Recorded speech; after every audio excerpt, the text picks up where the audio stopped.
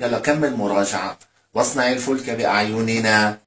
أعوذ بالله من الشيطان الرجيم. بسم الله الرحمن الرحيم. واصنع الفلك بأعيننا ووحينا ولا تخاطبني في الذين ظلموا إنهم مغرقون. واصنع الفلك كلما مر عليه ملأ من قومه سخروا منه قال إن تسخروا منا فإنا نسخر منكم كما تسخرون. سوف تعلمون من يأتيه عذاب يخزيه ويحل عليه عذاب مقيم.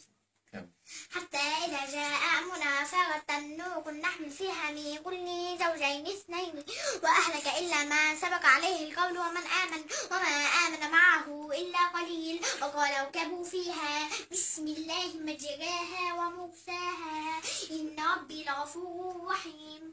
وهي تجري بهم في موج كالجبال ونادى نوح ابنه وكان في معزل يا بني اركب معنا ولا تكن مع الكافرين. قال سآوي إلى جبل يعصمني من الماء قال لا عاصم اليوم من أمر الله إلا من رحم وحال بينهما الموج فكان من المغرقين.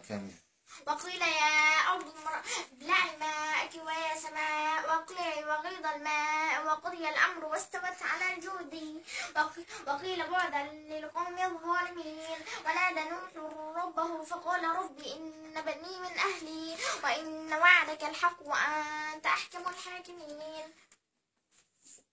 قال يا نوح إنه ليس من أهلك إنه عمل غير صالح فلا تسألني ما ليس لك به علم إني أعظك أن تكون من الجاهلين.